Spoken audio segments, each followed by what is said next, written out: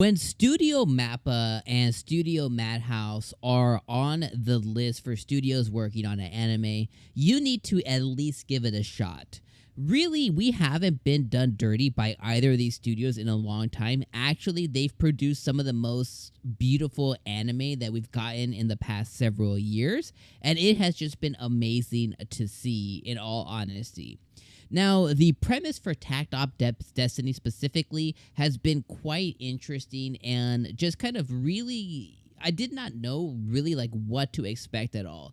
This anime centers around a attack on Earth through meteorites, and essentially music is going to save the world, which is essentially the premise for Takt Op Destiny.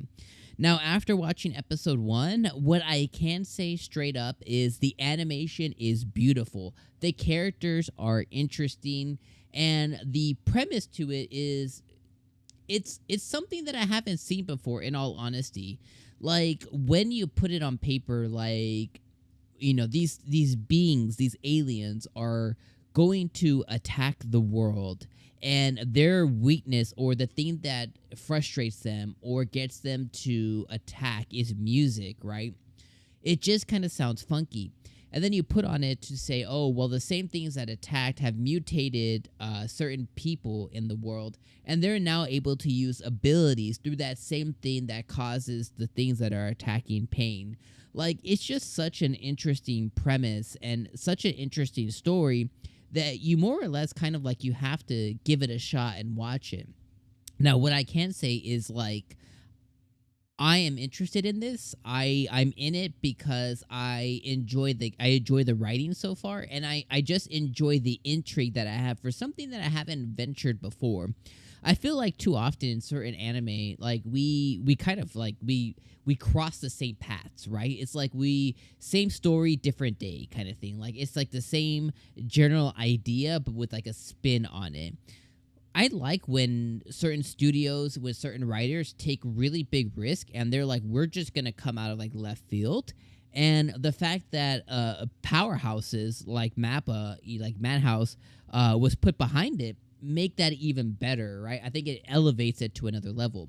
The first thing that I noticed kind of like during the reaction was like, wow, the animation is beautiful. Like, they're able to really artistically render kind of like height in buildings. Like, there's like a certain scene to where like the kid that they show off in the episode is walking up to a grand piano in the middle of like an old abandoned subway station. But when they show him really teeny tiny, and they show like the whole entire station like really like large, and it really does show depth and it shows scale.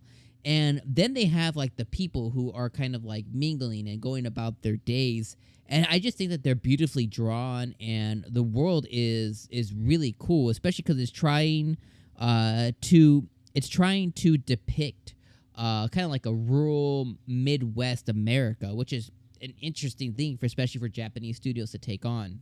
Along with them showing off like a 1970s like Dodge or old vehicle, and then the way people are dressed. I just think that it was just really cool and really well animated. The battle scenes, I think, are the thing that elevate this anime even further. Like, it's just so ridiculous that you have this person who is called a conductor. And the conductor essentially allows their life force, and I guess you could say like magic, but allows their abilities to be used by somebody called a music arts. And the music arts are the ones that harness that power and ability and are able to translate that into appearance, into power, and into in this case, right, the girl character, I think she's called Destiny.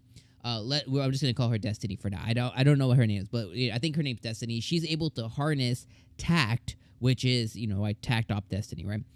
She's able to harness tact, which is our conductor, his power, and she modifies her dress. She modifies like her appearance. She gains strength, and she also gains a gun that she's able to use that musical ability and pass through power to destroy the D2s, which are the inhabitants or the creatures or the aliens that have been attacking the world.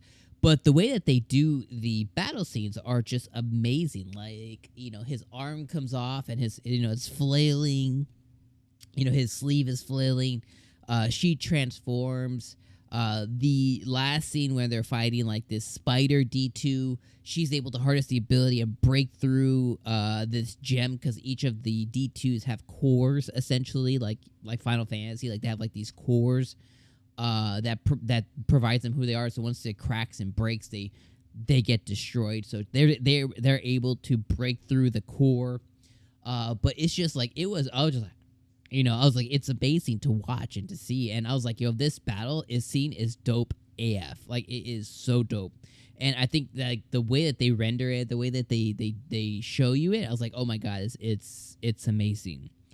But essentially what I got from it so far, outside of the battle sequences, is, again, the premise of the story is these things called D2s have attacked after meteorites have already fallen to the Earth. These meteorites that fell to the Earth, people have been researching, and then they attacked.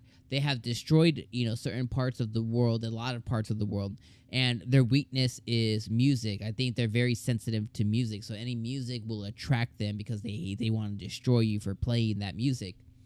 So again, these people called conductors and music arts have gained abilities somehow, though, which I'm sure will be explained later on, and they're able to fight back against it. This story is centered around two characters, Destiny and Takt. Takt is our conductor. Destiny is our fighter, essentially. And they're trying to get their way to New York. And when they make it to New York, she needs to go and be serviced, or I don't know what's going to happen, but they need to make it to New York for this symphonic thing, and she needs to go get serviced. They're being babysat, or they're being led by somebody called Anna, which is like their, I don't know, assigned support person or something, and she's taking these two, to get there. And essentially, that's kind of where we're at so far. So as we kind of continue on, we're going to continue, I'm guessing, through missions as they attempt to make it to New York, and as they continue to have battles, and they continue to do two things, which is Takt's main mission is to have music back into the world. He wants to play music and live in it. And Destiny's main thing is to destroy the D2s. That's what's driving her forward. But one thing that I did notice at the end of the episode is it seems that Takt, even though they bicker at each other, it seems that he has some really deep feelings for Destiny. So I'm going to be very interested to see on what their relationship looks like as we kind of move forward. Overall, I think this is definitely worth the watch just because it's beautiful to look at. If for any other reason, even if you don't enjoy the story, I think it's beautiful to watch, and I'm very excited to see what comes next. I think this is one of those kind of hidden gems that just by reading the description doesn't do it justice. Like, just watch it. Regardless, let me know what you guys thought in the comments down below. Let me know what you guys think of episode number 1 of Takt Op Destiny. If you missed our reaction, go watch it. It's right here. That's our reaction here. And if you're still wondering, what are we covering for fall anime of 2021? Don't worry, I got you. That video's right here. So go click that, and that'll show you all the 10 anime we're covering this season. All right, guys. Appreciate you guys joining me for a review. This has been Takt Op Destiny. I'll see you guys next week for episode number 2. Peace out.